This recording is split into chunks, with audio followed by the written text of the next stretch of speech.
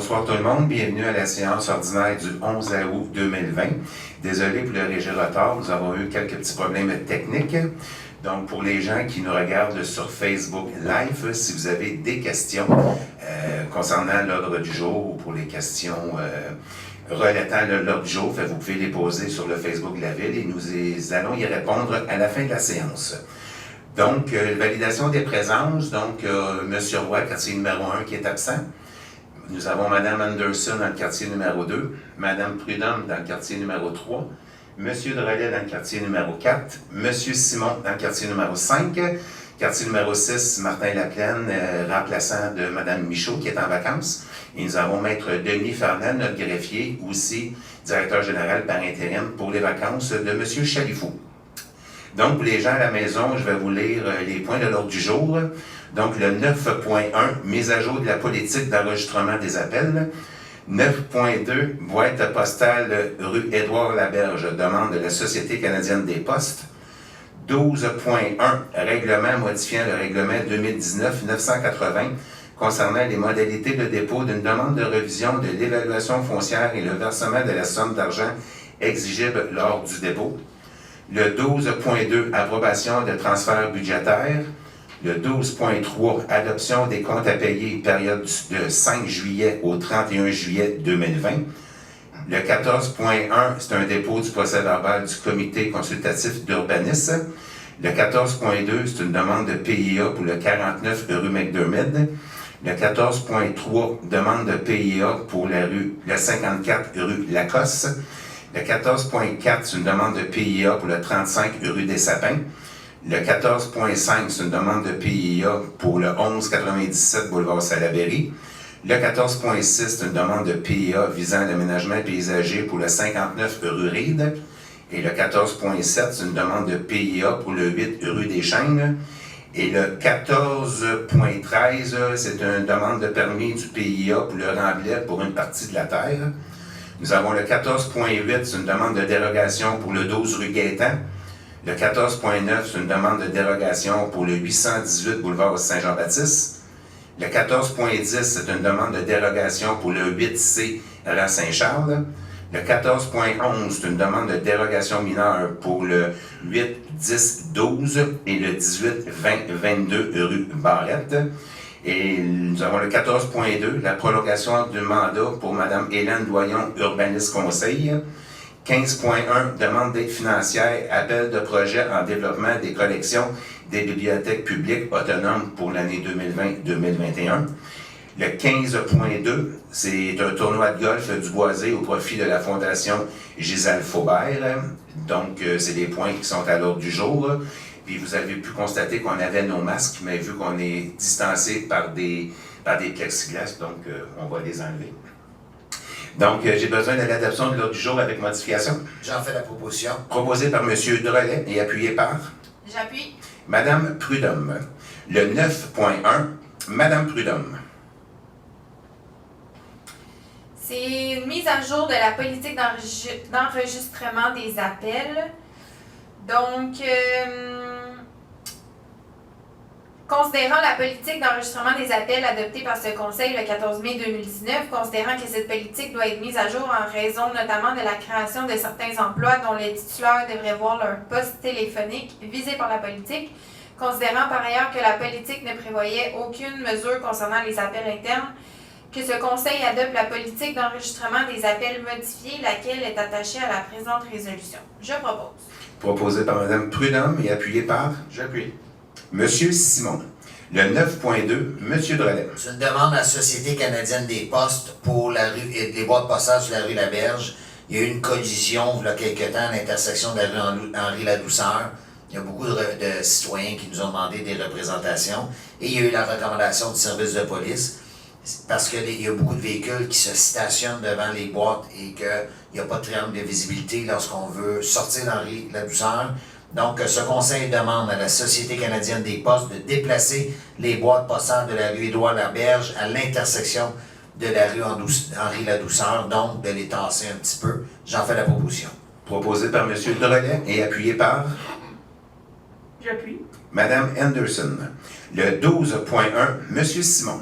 C'est un règlement modifiant le règlement. Donc, considérant l'avis de motion dûment donné le 14 juillet 2020, que ce Conseil adopte le règlement 2019-980-01 concernant les modalités de dépôt d'une demande de révision de l'évaluation foncière et le versement de la somme d'argent exigible lors du dépôt.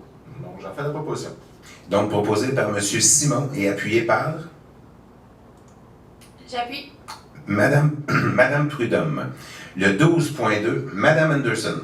C'est concernant l'approbation de transferts budgétaires, alors que ce Conseil approuve les transferts budgétaires suivants.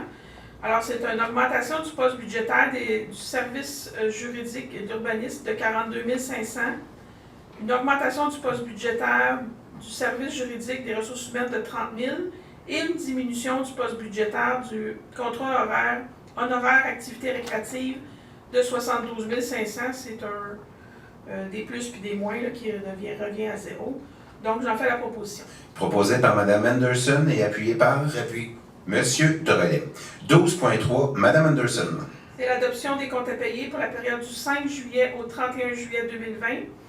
Alors que ce Conseil approuve la liste des comptes à payer au montant de 3 406 836,54 pour la période allant du 5 juillet au 31 juillet et autorise la directrice des finances à effectuer les paiements requis. J'en fais la proposition. Proposé par Mme Anderson et appuyé par J'appuie. Mme Prudhomme. Le 14.1, Mme Anderson. Alors, c'est un dépôt de procès-verbal. Je, Joanne Anderson, conseillère municipale, dépose le procès-verbal de la séance du Comité consultatif d'urbanisme tenue le 25 juin 2020 dernier.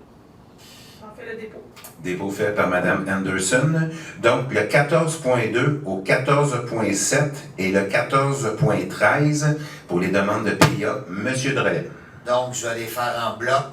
C'est que, recommandation que le Conseil accorde la demande de PIA au 49 rue McDermid concernant un revêtement extérieur.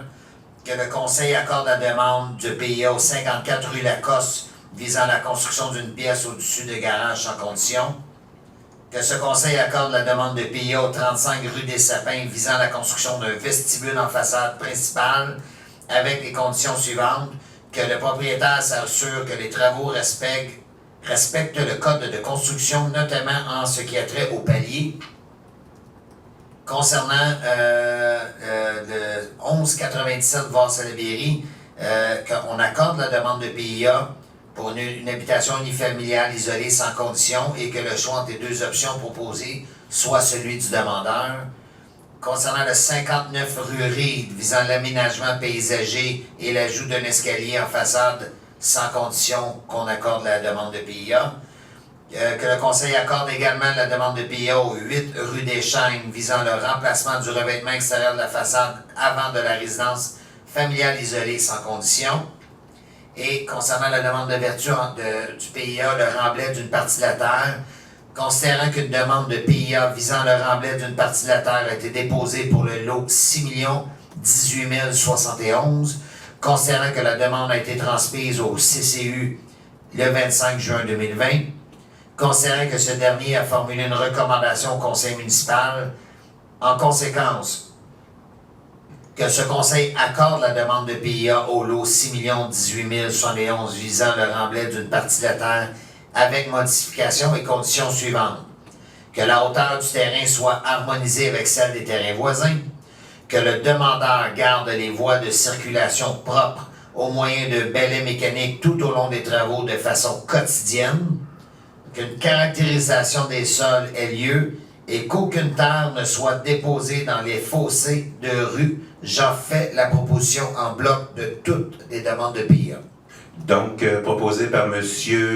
Drolet du 14.2 au 14.7 et le 14.13 et appuyé par J'appuie. Mme Anderson. Le 14.8, Mme Anderson. C'est une demande de dérogation mineure concernant le 12 rue Guétan. Alors, est-ce qu'on peut voir s'il y a des questions par rapport à cette... non, excellent. Donc, je poursuis. Que ce conseil accorde la demande de dérogation mineure au 12 rue Guétan afin de permettre qu'une marge avant soit de 6 mètres au lieu de 7 mètres là, qui est mentionné dans le règlement. J'en fais la proposition. Proposé par Mme Anderson et appuyé par J'appuie. M. Drolet. 14.9, Mme Anderson. Une autre demande de dérogation mineure concernant le 818 boulevard Saint-Jean-Baptiste. Alors, que ce conseil accorde la demande de dérogation mineure au 818 boulevard Saint-Jean-Baptiste afin de permettre que les appareils de climatisation soient situés en cour avant, alors que la ligne 15 du tableau de l'article 6.2.2 du règlement de zonage le prohibe. Que ce conseil, par contre, refuse par ailleurs la demande voulant que les conteneurs à déchets avec écran opaque soient situés en cour avant, alors que la ligne 22 du tableau de l'article 6.2.2 du règlement de zonage 2009-858 le prohibe. J'en fais la proposition. Proposé par Mme Anderson et appuyé par J'appuie. M. Simon. 14.10, M. Simon. Une demande de dérogation mineure pour le 8C rang Saint-Charles. Donc, que ce conseil accorde la demande de dérogation mineure 2020-15 au 8C rang Saint-Charles afin de permettre que la marge latérale totale du bâtiment soit de 6,7 mètres alors que la ligne 23 de la grille de spécification de la zone A06416 de l'annexe B du règlement de zonage 2009-858 prévoit une marge latérale totale minimale de 7 mètres et ce sans condition. J'en fais la proposition. Proposé par M. Simon et appuyé par J'appuie. M. Drolet. Le 14.11, M. Drolet. C'est une demande de dérogation mineure concernant le 8, 10, 12 et 18, 20, 22 rue Barrette. Dans le fond, c'est la demande de dérogation mineure, c'est pour que les bâtisses soient à la même hauteur des bâtisses déjà existantes. Que ce conseil accorde la demande de ma résolution, c'est que le conseil accorde la demande de dérogation mineure au 8, 10, 12, 18, 20, 22 Barrette, afin de permettre que l'élévation au niveau du rez-de-chaussée de deux bâtiments trifamiliaux isolés soit de 2,6 mètres, alors que le premier alinéa de l'article 5.11.6 du règlement de zonage autorise une élévation maximale de 1,5 mètres et permettre qu'un lot ait une largeur de 3 mètres, alors que les grilles de spécification de l'annexe B du règlement de zonage exigent une largeur minimale de 9 mètres, sans condition. Je fais la proposition. Proposé par M. Drolet et appuyé par J'appuie. Mme Prudhomme. Le 14.12, Mme Prudhomme. La prolongation du mandat de la société Hélène Doyon, Urbanisme Conseil.